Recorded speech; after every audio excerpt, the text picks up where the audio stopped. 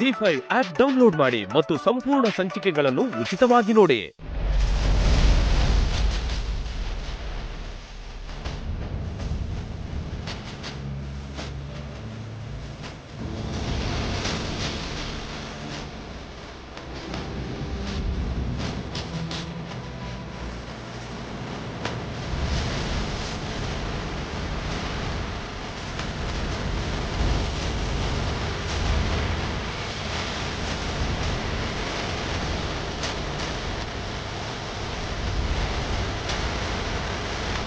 ಅದ್ಯಾ ಇಕ್ಕಿ ಇಬ್ರು ಈ ರೀತಿ ಉಪವಾಸ ಇರೋದ್ರಿಂದ ಇರೋ ಸಮಸ್ಯೆ ಸರಿ ಹೋಗುತ್ತೆ ಅಂದ್ಕೊಂಡ್ರ?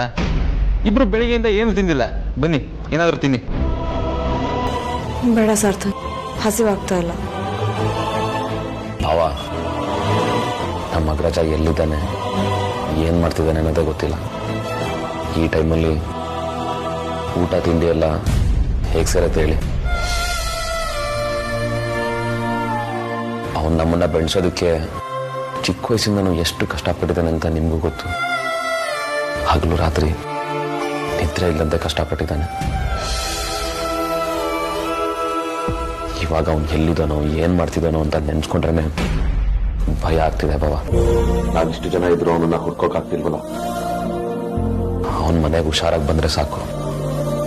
ಅಲ್ಲಿವರೆಗೂ ಊಟ ತಿಂಡಿ ಏನು ಬೇಡ.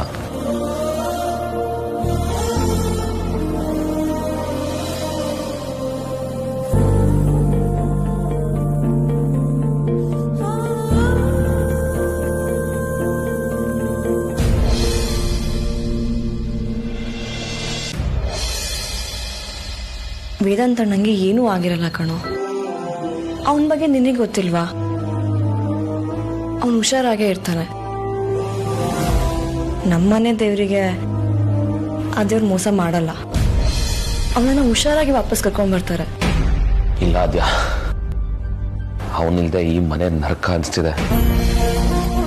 ನನ್ಗಂತೂ ಇರಕ್ಕಾಗ್ತಾ ಇಲ್ಲ ಇಲ್ಲಿ. ವೇದಾಂತಣ್ಣ ಇದ್ದಾಗ ಅವನ ಇಂಪಾರ್ಟೆನ್ಸ್ ಏನು ಅಂತ ಹೇಳಿ ಗೊತ್ತಾಗ್ತಾ ಇರಲಿಲ್ಲ. ಅವನ್ ಇಲ್ದೇ ಇರುವಾಗ ಅವನ ವ್ಯಾಲ್ಯೂ ತುಂಬಾ ಅರ್ಥ ಆಗ್ತಾ ಇದೆ. ಅವನ್ ಮನೆ ಇಲ್ಲ ಅಂದ್ಕೂಡ್ಲೆ ಕೈ ಕಾಲೇ ಆಡ್ತಿಲ್ಲ ಕಣೋ. ಉಸಿರೇ ನಿತ್ತೋಗುತ್ತೇನೋ ಅಂತ ಅನಿಸ್ತಾ ಇದೆ. ನಾವು ಬೆಳೆದು ಇಷ್ಟು ದೊಡ್ಡವರಾದ್ರೂ ನಮ್ಗೇನು ಅರ್ಥ ಆಗ್ತಾ ಇಲ್ಲ.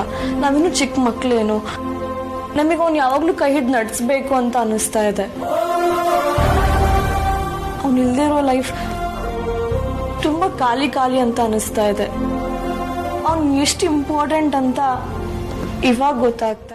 ZEE5 ಆಪ್ ಡೌನ್ಲೋಡ್ ಮಾಡಿ ಎಲ್ಲಾ ಸಂಚಿಕೆಗಳನ್ನು ಸಂಪೂರ್ಣ ಉಚಿತವಾಗಿ ನೋಡಿ.